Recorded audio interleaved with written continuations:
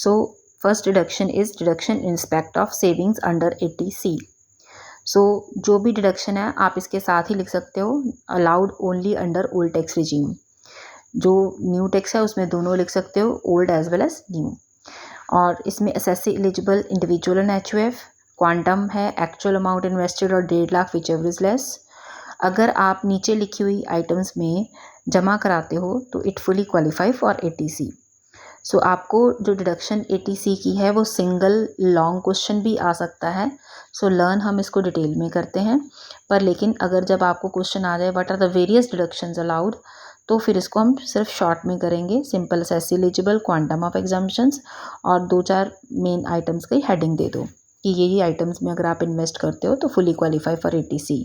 तो सबसे पहले number 1, deposits in PPF statutory provident fund और रिकॉग्नाइज्ड में आप जितना भी पैसा जमा कराओगे, मान लो 1 लाख मैंने स्टैट्यूटरी में जमा कराया, 1 लाख रिकॉग्नाइज्ड में जमा 1 लाख पीपीएफ में जमा कराया, तो टोटल मेरी कॉन्ट्रीब्यूशन हो गई 2 लाख। पर मिलेगा मुझे कितना, जमा मैं जितना मर्जी कराती जाऊँ पर मिलेगा मुझे कितना, एक्चुअल अमाउंट इन्वेस्टेड डिपॉजिटेड और 1.5 lakh whichever is less. Unrecognise provident fund का does not qualify for 80C। Similarly अगर आप LIC का प्रीमियम खुद पे करते हो तो जितना आप प्रीमियम पे करोगे एक्चुअल अमाउंट और परसेंटेज के accordingly which ever is less, वो आपका 80C के लिए क्वालिफाई होगा। बट अगर आपका एम्प्लॉयर पे करता है तो सैलरी में सबसे पहले आपके हाथ में टैक्सेबल होगा और बाद में डिडक्शन मिल जाएगी 80C में। सो अगर कोई पॉलिसी 2012 से पहले ली गई है तो प्रीमियम अलाउड होता था 20%। सो एक्चुअल और 20% of policy value which ever is less.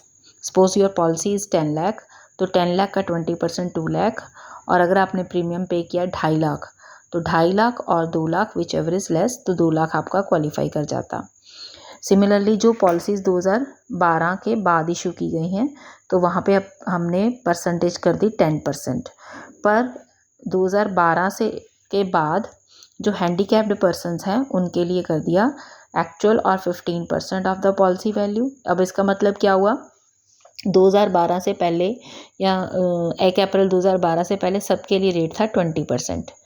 फिर 2012-13 में सबके लिए हो गया 10%, बट 2013 ऑनवर्ड्स हैंडीकैप्ड्स के लिए हो गया 15% और बाकियों के लिए 10% ही।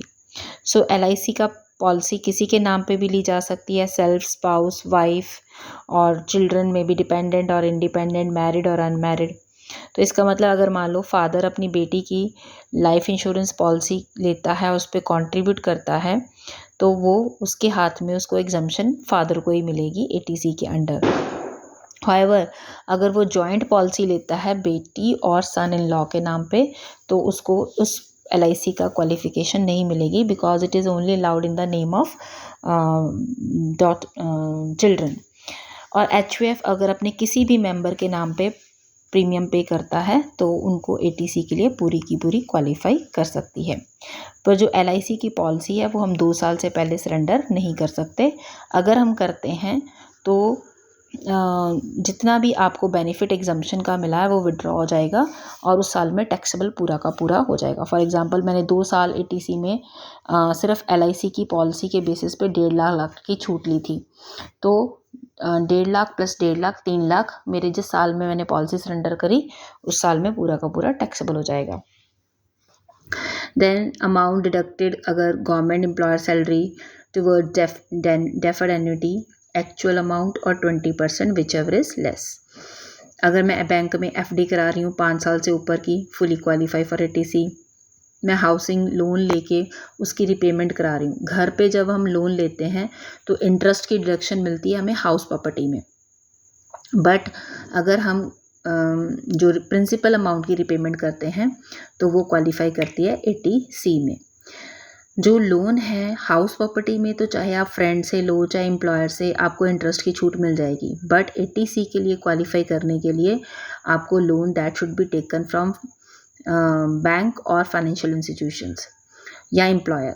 तो फ्रेंड और रिलेटिव से लोन क्वालिफाई नहीं करता 80C के लिए। So better tax planning point of view कि जब भी आप घर के लिए लोन लो तो it should be taken from bank और फाइनेंशियल इंस्टीट्यूशंस या एम्प्लॉयर से, not from the personal relatives. जितना भी हाउस है वो आप जिसके अगेंस्ट आपने लोन लेके 80C में प्रिंसिपल अमाउंट की डिडक्शन क्लेम की है, आप उस घर को 5 साल से पहले बेच नहीं सकते। अगर बेचोगे तो जिस साल में आपने बेचा है उस साल में जितना आपने उसके ऊपर बेनिफिट लिया था एटीसी का वो विड्रॉ हो जाएगा और वो आपके हाथ में टैक्सेबल हो जाएगा। सिमिलरली अगर एक पर्सन अपने 2 बच्चों की tuition fees, only tuition fee, no admission fees, no development charges, तो अगर वो अपने बच्चों की एजुकेशन इंडिया में अगर किसी स्कूल या कॉलेज को ट्यूशन फ़ीस देता है तो वो उसके लिए एग्जम्पशन क्लेम कर सकता है फॉर 2 चिल्ड्रन। देन नेक्स्ट है कि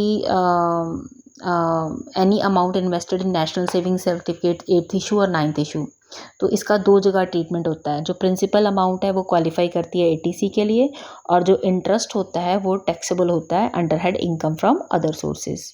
सो अगर तो एटीसी डिटेल में आता तो ये मेन पॉइंट्स हम डिटेल में दे के विद एग्जांपल्स और लास्ट में इकट्ठा दे सकते हैं, और अगर आपको शॉर्ट में ही एक्सप्लेन करना है तो only you can give the headings और पूरी डिडक्शंस क्योंकि बहुत ज़्यादा लेंथी हो जाती हैं।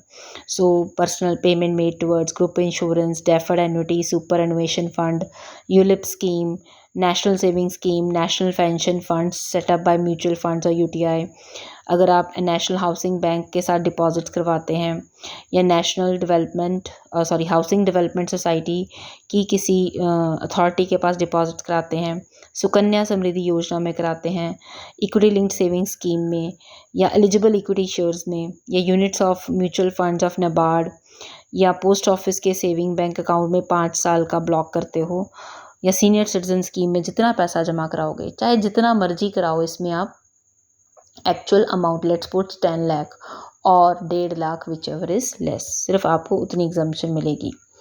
Now next, deposit in the national pension scheme. So important point क्या है कि deduction under eighty C shall be allowed only if payment in is made, जो है वो 31 मार्च से पहले पहले आपने प्रीमियम की पेमेंट करी है। कोई भी पेमेंट आपने अगर मान लो हाउसिंग बैंक फाइनेंस का लोन लिया उसकी रिपेमेंट आपको मार्च से पहले पहले करोगे तो this amount qualify for ATC.